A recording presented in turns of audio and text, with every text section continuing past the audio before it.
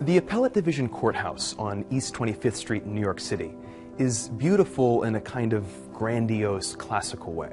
One of the art pieces that was placed on the top of it in 1902 was a depiction of 10 lawgivers representing a variety of world cultures. In the early 50s, all 10 of these statues were taken down as part of a renovation project, but only 9 ever made it back up. The 10th statue, an 8-foot-tall depiction of the Prophet Muhammad, was shipped off and basically forgotten. According to reports, it was last seen in 1983 lying on its side in a stand of tall grass somewhere in New Jersey. The statue was first erected in 1902, and it went largely unnoticed for more than half a century.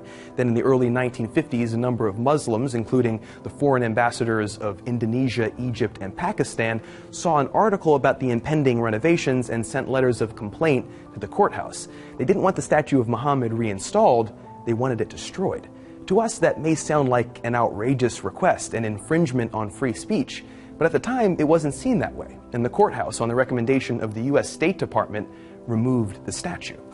If you take from the equation the political context that modern-day terrorism and fear-mongering have created, the decision to do this and the request that led to it seems totally within reason. Let me explain. The statues of the 10 lawgivers included those important cultural figures, Moses, Confucius, and the Prophet Muhammad, among others, to express an idea. The idea that humanity over thousands of years has evolved from lawlessness to order, from ignorance to understanding. The statues were meant to represent the grander view that we, the people of Earth, are getting better, that we're getting more compassionate.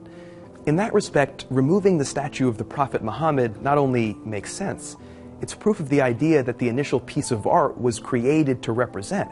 It shows that we can be more compassionate to each other, that we can have a broader understanding of other people and other cultures. Which is a good story, but it's a story that's not finished yet. According to reports, the offensive statue in question wasn't actually destroyed like the embassies had requested. Instead, it was put in a crate and trucked off to a stone company in Newark, New Jersey, then ostensibly lost outside of supposedly being seen in that field that one time in 1983.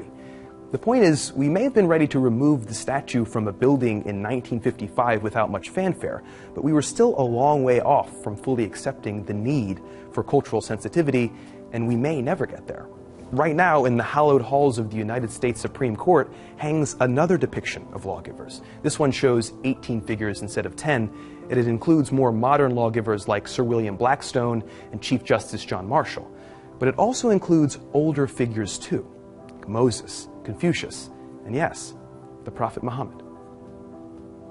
To see our video on Pakistan's plan to arm their school teachers, click here now.